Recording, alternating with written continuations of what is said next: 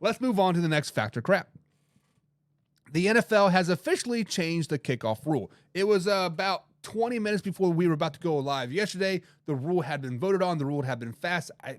I had not had time to really dissect and understand the new kickoff rule change.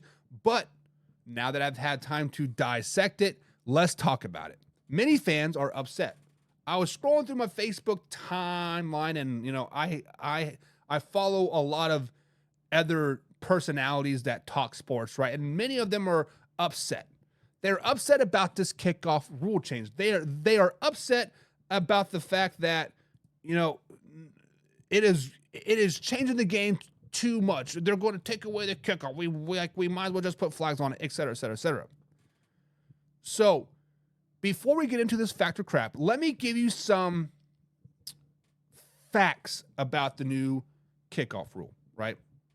So here's how the kickoff is going to work. The kicking team will kick off from the 35-yard line just like they do now. The kicker will stand solo back there and kick the ball to the receiving team. The 10 other players on the kickoff team will line up on the opposing team's 40-yard line. So roughly about 20 yards from the receiver. At least 9 players on the receiving team must line up between the 35 and the 30 to block said teammates. They can have only 2 receivers, but must have at least 1 receiver in the landing zone for the receiving team. Players cannot move until the ball is caught or it hits the ground in the landing zone. The landing zone, which is where the kickers are trying to kick the ball, is between the 20 and the goal line of the receiving team. Now, here are some other facts about the kickoff here. Any kick that is in the landing zone must be returned. So there are no fair catches, no taking of like knees. If the ball is caught in the landing zone, it must be returned. Now, if the ball does land in the landing zone, as in it hits the ground and then it goes into the end zone, it is then deemed a touchback and the ball is placed at the 20-yard line. If the ball fails to reach the landing zone, the 20-yard line in the air, the offense will then get the ball at the 40-yard line. If the ball goes into the end zone in the air, the team can return it or kneel it, but if they decide to kneel it, it is a touchback and they get the ball at the 30-yard line. Like I said, there are no fair catches, no onside kicks until the fourth quarter. You must be losing. No surprise on onside kicks, and the landing zones do not change. So if there's a 15-yard penalty assessed at the end of a play, at the end of a PAT, the landing zone is still from the 20 into the 0. So with that being said, guys, is this a fact or is it a crap that the NFL kickoff rule is good for the NFL? When I first got diving into this kickoff rule, I'm like, man, there are a lot of unanswered questions. There are going to be a lot of what-if scenarios, right? Because at the end of the game, when you just scored a touchdown, you go up by, 4. There's 10 seconds left. What do you normally do? You dribble the ball down the field, let it bounce around, let the time run off the clock, yada, yada, yada. It's the end of the game. This is going to make the end of the games a hell of a lot more exciting. This is going to make the kickoff a hell of a lot more exciting. Watch the XFL a couple years ago. Like at first, I'm like, man, this is weird. Very, very weird. But a lot of return yards, a lot of excitement.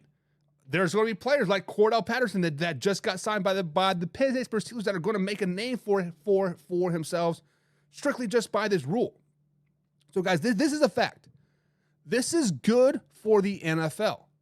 This is good to keep eyes on the product longer. This is good to, expand the horizon of the special team coach. Think about some type of plays that are going to happen. Some little double reverse flea flicker BS, right? There's going to be a lot more yardage. It's going to hurt the offensive stats.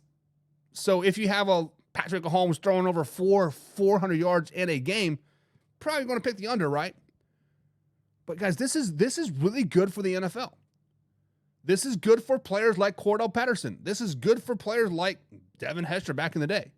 So when Ray McClough went to the Atlanta Falcons from the San Francisco 49ers as a return specialist, This makes his job a hell of a lot more exciting. You can no longer just boot the ball out of the back of the end zone if you don't want to kick it to Ray or Cordell Patterson. This is good for those special teams players. This is good. This is good. What do you guys think? Do you guys like it or not? James says, crap. My head hurts just listening to you explain it. Yeah. Let's see if I can't find the graphic here. Let's go over to the Facebook page. Here it is. So, I mean, obviously I don't have the cool graphics, but basically you see the football here on the 35-yard line on the left side of your screen. That's where the kicker is going to kick it from. The other 10 players are going to start on this blue line here. The receiving team is going to start on the yellow line here, at least 9 players. And then the landing zone is from the 20 into the 10, this green zone. And obviously the end zone is the red. So it is hard to explain, but at the same, here, let me see if I can't blow it up a little bit. Like, it is hard to explain, but at the same time, it is easier to see it, right? Maybe tomorrow I will get some video footage of it and put it up from the XFL.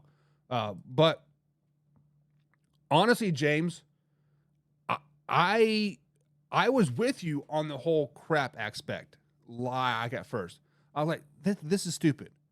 But then if you think about it, the kickoff last season was stupid, right? They would just boot it 20 yards out of the back of the end zone. like I don't know. It is what it is. But you know what it is. It's